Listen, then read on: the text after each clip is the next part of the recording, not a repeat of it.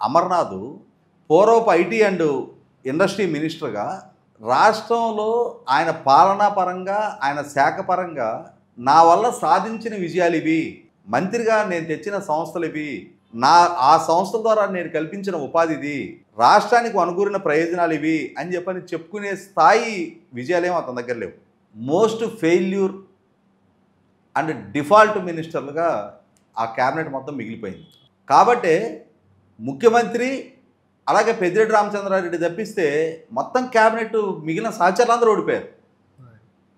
అయినా సరే వాళ్ళకు మాత్రం ఆ మంత్రుల హోదాల్లో పనిచేసిన నాటి భ్రమంలోనే వాళ్ళు ఇప్పటికీ ఉండిపోయారు.